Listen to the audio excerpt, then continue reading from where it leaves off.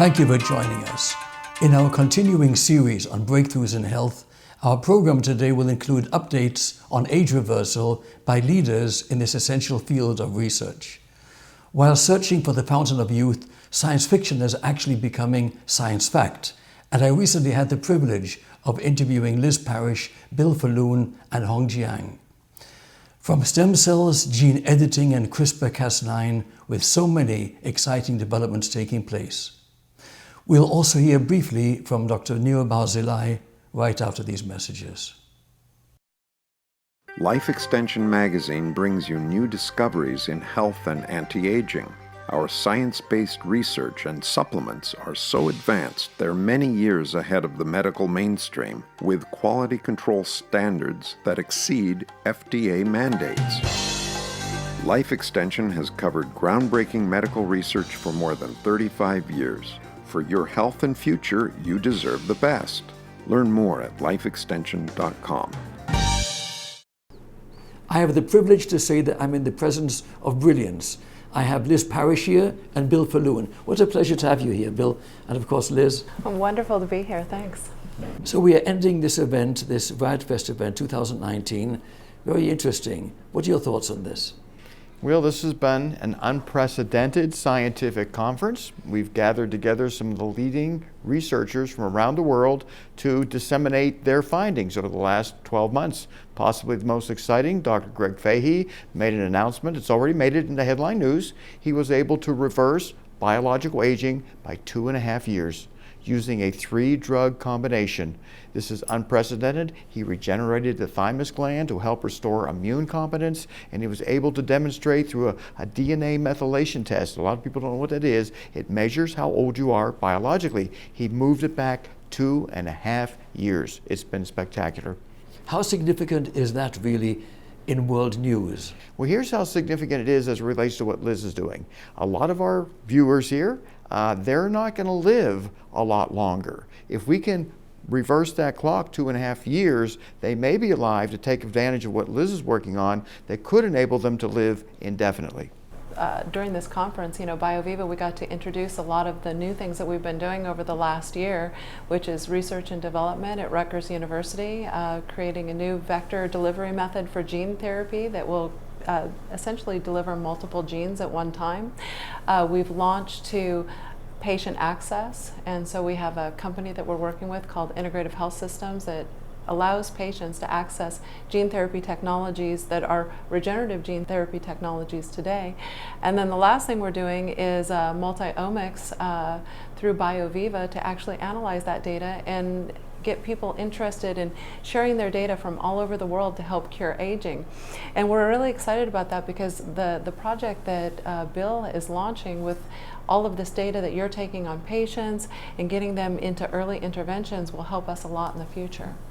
Yeah, what Liz is referring to is a study we launched right here at RadFest called the Vitality in Aging longitudinal study, very similar to the famous Framingham heart study, where starting in 1948, they started to identify risk factors for cardiovascular disease, such as hypertension, abnormal blood lipids. They were able to identify why people were having heart attacks and how you can prevent them. We, at this study, are going to identify risk factors that cause people to prematurely age, so they can attack those risk factors using off-label prescription drugs. I'm talking about metformin, rapamycin, dasatinib, a number of medications that are available by prescription. Some of them cost very little money. We know they delay aging. We think they can help reverse biological aging to keep the viewers of this program alive long enough to avail themselves to what Liz is working on. Yeah, so we're really excited about that. So all of this research goes hand in hand. The collecting of the data on patients is integral. People taking the early steps in intervention in treating their biological aging with Bill, absolutely invaluable. All of the information that he's offering and all of the research that he's done for decades now on what is available at the lower level and enterprise level for the average person, and then for people who want to take it farther, who are in dire need, maybe are having an end-stage disease that they can't treat, then we would have them come through the BioViva system for gene therapy. Absolutely fascinating. When I think about the number of people in Palm Beach County who have taken care of themselves, but they're in their 80s and 90s, and the conventional medicine is starting to lose an ability to deal with their declining health, they now have an opportunity to essentially recharge, at least get a couple extra years of healthier living so that they can be alive to take advantage of breakthroughs that are right around the corner. And so many times we'll take a person who's got congestive heart failure, and we're able to intervene in a way that their cardiologist literally calls us and says, "What'd you do to my patient?" And we say, "Well, what do you mean, what'd you do to your patient?" They said, "Well, he had a low ejection fraction, like say 17%. He was supposed to die, and you keep him alive." And that technology exists right now. We can't cure it yet, but we can keep them alive longer. And it's using non-toxic therapies to enable their heart strength to maintain itself long enough to sustain their life. And then what we're doing on our side is we're using 4 regenerative gene therapies right now. These are our big candidates for targeting the hallmarks of aging, what's actually happening at the cellular level. So when patients really hit a wall and they need an extra option, we're using a telomerase-inducing gene therapy that will lengthen the ends of the chromosomes, and that creates more healthy cell divisions and healthier mitochondria. We have a myostatin inhibitor for patients who are experiencing frailty. And let's say the over-the-counter type therapeutics are not working anymore, they're having muscle atrophy, they're at risk for a fall. We can increase muscle mass through gene therapy, a one-time treatment for the rest of their life. We also are looking at Clotho, which will protect against cardiovascular disease and chronic kidney disease.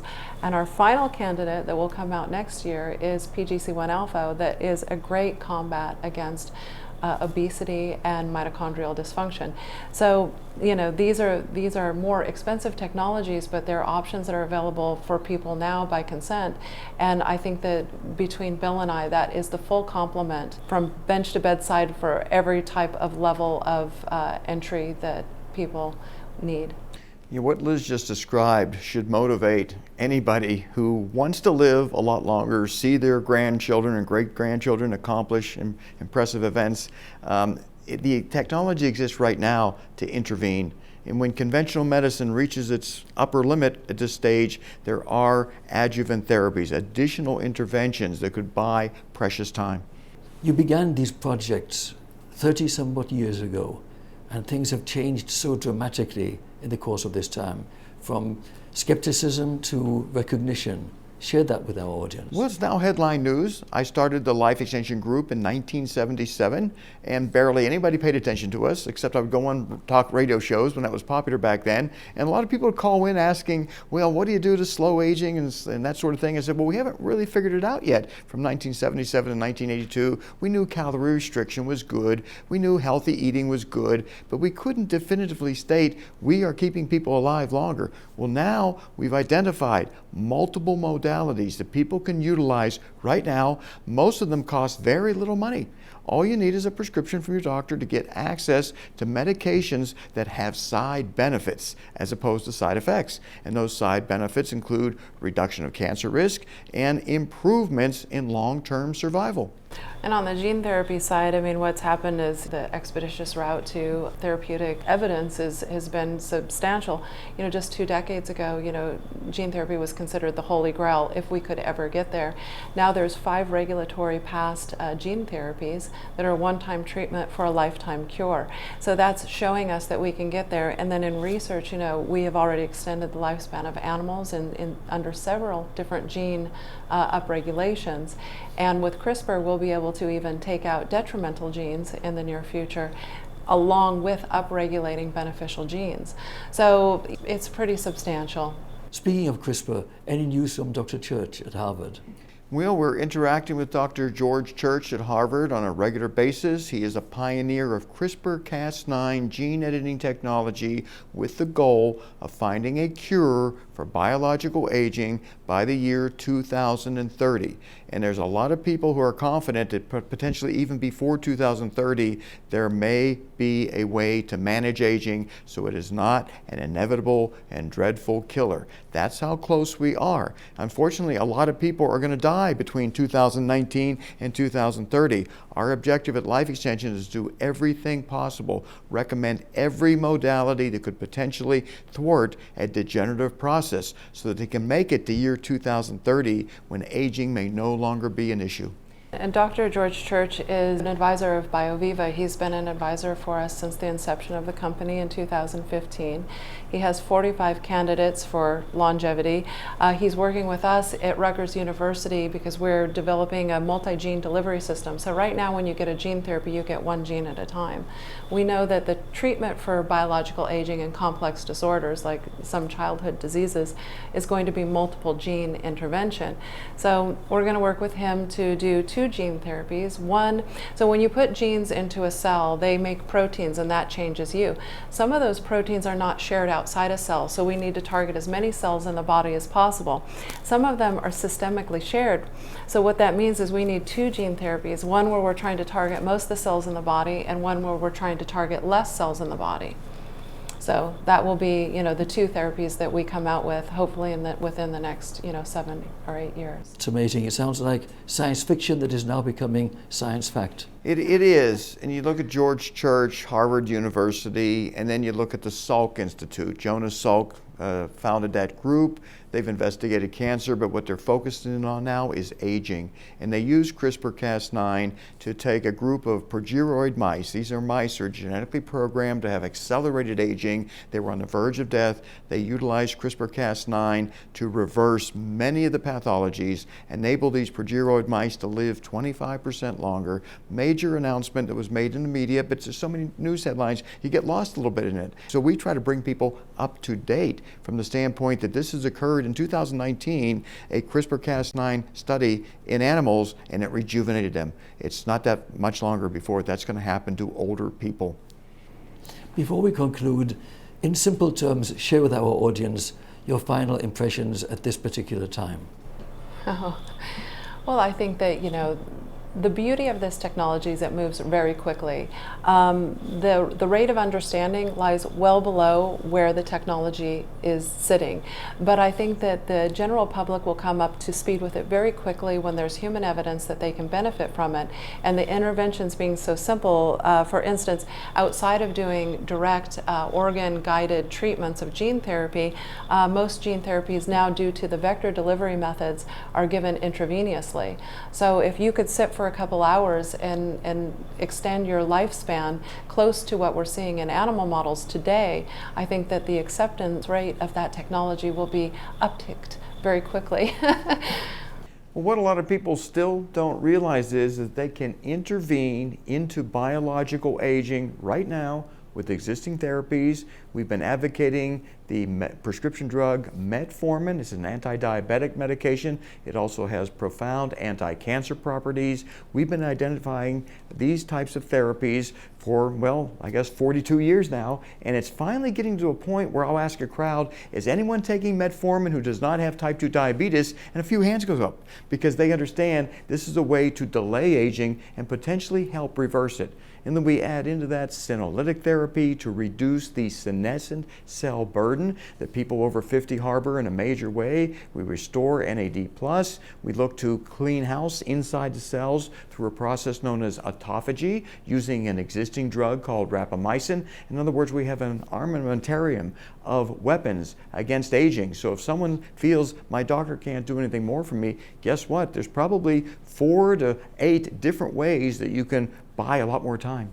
This is really groundbreaking news, this entire event here in Las Vegas, RadFest 2019. Really fascinating. Liz, thank you so very much. Thank you for having me. Hope to meet you again one of these days. And Bill, as always. I hope to do your therapy someday. I need all the therapy I can get.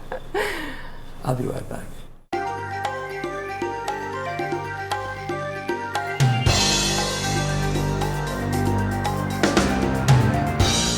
This 100-year-old gentleman goes into life insurance and he wants life insurance. And the clerk looks at him and says, we're not giving life insurance to 100 years old. And he said, no, that's not true because my mother is insured here. Said, your mother is insured. How old is your mother? He said, she's 120 and she's fine. So the clerk thinks better. They go and they discuss and they think it's a marketing opportunity, and they come to the old gentleman and say, you know what? We'll give you life insurance. In fact, if you come on Tuesday, we'll have all the papers ready.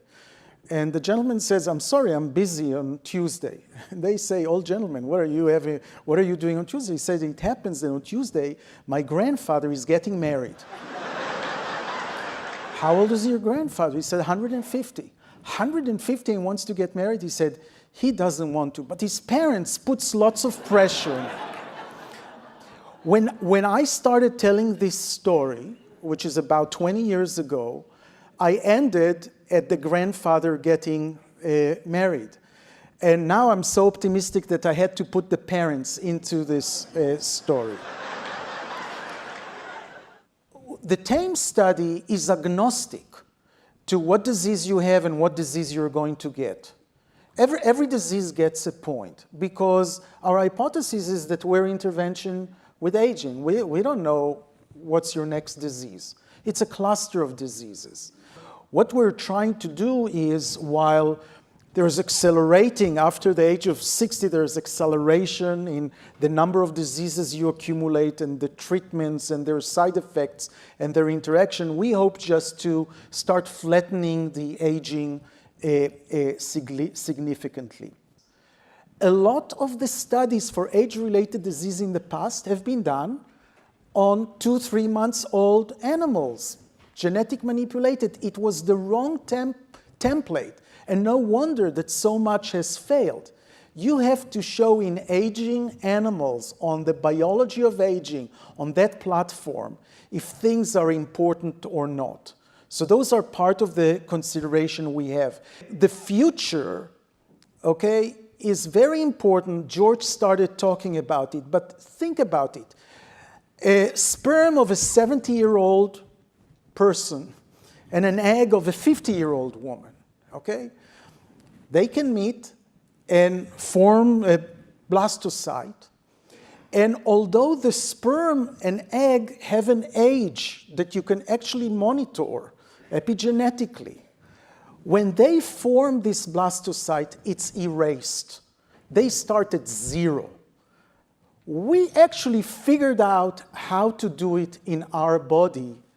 We just need to make sure that this erasement of aging is something that is in our power in the future. So aging can be targeted. There are strategies. There's a TAME study that will change the regulation, and there's a lot of biotechs that are happening now. Human age reversal. We may be there already. Human studies are now ready to begin to confirm meaningful reversal of pathological aging processes. With us now are Hong Jiang and Bill Faloon. A pleasure to have you with us. Nice to meet you. Please update us. Well, what we're doing here in Las Vegas this weekend of October 3rd through 6th, 2019, is launching the most significant biomedical study in the history of medical science. We are enrolling hundreds of individuals, taking baseline blood draws, doing visceral fat measurements, muscle fat measurements, cognitive testing, pulmonary function, everything you can imagine that relates to aging, we're testing right here at this scientific conference. And what we're going to be doing is putting these people on different age reversal interventional programs. These are therapies that have been validated in animal models to put older animals back into a more youthful functional state, and our small proof of concept studies in people are showing meaningful demonstrations of age reversal, biological age reversal occurring here in 2019. And yes, when I first arrived at the festival, this announcement is the groundbreaking news announcement. I just got very excited to hear as more details were made available. I just said to myself, I have to be part of this trial. So I signed up and I'm enrolled, I'm getting my blood drawn. And in a sense, I feel that this is a landmark, unprecedented trial, and I feel privileged to be part of it. There's nowhere else in the world that there's trials like that, So I'm very excited. Well, we've modeled this after the successful Framingham Heart Study began in 1948, and it continues to go on. We have no upper limit threshold as to how long we anticipate these people are going to be able to live in a healthy, youthful state. Framingham, by the way, is where the term risk factor came in. They now know, of course, that hypertension, high blood pressure, is a risk factor for stroke and heart attack and renal failure. We're going to be looking at risk factors that cause our study subjects to age. And then we're going to target those risk factors with specific interventions so that those factors will not be pathological to them. And that's why I believe people who are enrolling in this study here, and they can enroll after the conference also, they're going to get a report card on what their underlying state of health is and what corrective actions they can take right now to reduce their risk of cardiovascular disease, cancer, dementia, and then we'll study them and see how effective these interventions really are. From my perspective, I've been studying, researching, and practicing longevity for the past 10 years. And it takes a lot of time to keep up with the latest development, and it's my full-time job. And to get all these tests done, you have to go to so many different places, and it costs thousands of dollars. Even I, with a full-time focus on this, find it difficult to pull it all together. But in this trial, you get all of these tests under one roof, and it's all streamlined for you, and it's hugely discounted because of donations made by people who really want to prolong life. Yeah, we've raised over $600,000 in donations since January of 2019, by the way, for the Human Age Reversal Project. That's the name of our study, and I put in more than that of my own money to get it up off the ground. I feel it is essential not only to save the lives of people I care for and myself, but of humanity in general. And if we are able to identify aging factors that we can mitigate, we believe Medicare can be spared from insolvency, public pension funds that are obligated to pay the health care cost of old retirees. If we can make those retirees 5 to 10 years biologically younger, medical expenses drop. We bail out the healthcare system in the United States and save a lot of lives in the process. History in the making. And so I want to give a shout out to the longevity community in the Bay Area. We have a lot of brilliant engineers and scientists and people who value health. So I want to just let this news come to you that this is available. This longevity trial is available to everyone who wants to take action. So don't procrastinate and act now. Well, that's interesting because that was one of the slides that I put up during the keynote speech I gave for the conference, our scientific conference this weekend, and a lot of people have delayed. They thought they could just do it some other day, and we made it very easy at this event. People do have to stand in line, but we've got 6 doctors who have volunteered their time this entire 4-day period to do the initial medical exam on these people. We have a phlebotomist, we have blood lab stations that are donating their time and service to make this a reality. And you're right, people would have to go to many, many doctors to get all these tests. It would cost them over $4,000 out of pocket. They can get it for the $595 price, which pretty much pays for the basic cost. It's not a for-profit event, but what we're going to gather is lots of data to enable us and anyone else who wants to access our open source information to utilize it to save human life. Yes, so to take action, this is what I will be doing in the Bay Area. I will be hosting weekly seminars on longevity and also on this trial. So please sign up for my events and come to these events and talks and sign up. Yeah, I really encourage people to get out and meet with other people who are interested in this. I set up a little group in South Florida. We meet every month. We get about 130 people together. They all want to live a real long time. They don't want aging to be the factor that cuts their life short. And we exchange information. And you feel really fulfilled leaving that you shared information and obtained a lot of information. So I highly encourage people to get away from their computer screens. I know it's hard to do. You know, take a little drive and get together with a bunch of like-minded people people. It's worked so well since 2013 when I started putting this group together in South Florida. It'd be great to get another group together in San Francisco doing the same thing, and we can provide speakers to let them know what is the best way to evaluate your health status today, how to mitigate future risk factors, and then keep this going and see how well your fellow participants are doing, as you will be in the decades to come. Please contact me. You see the email address at the bottom of this screen.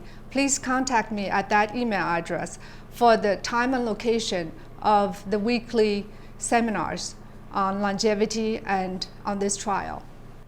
And if anybody is interested in reviewing what we're doing, we have a website like everyone does nowadays, but ours is, and it'll be on the screen below, age-reversal.net.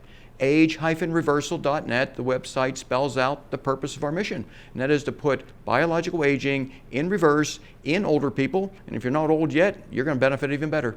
Thank you both very much. Thank you. Good. Human age reversal. We may be there already. Human studies are now ready to begin to confirm meaningful reversal of pathological aging processes. These clinical trials aim to alter older humans so that they function as much younger individuals. Even modest success will result in a paradigm shift that will impart enormous societal benefits, such as sparing Medicare from insolvency. Life extension is not standing idle while 5,000 Americans die each day from age-related illnesses. Joining us are physician scientists who want to hurry up these technologies to keep people from aging to death. While life extension is pushing these projects forward, we need financial help to ensure these studies are carried through to fruition.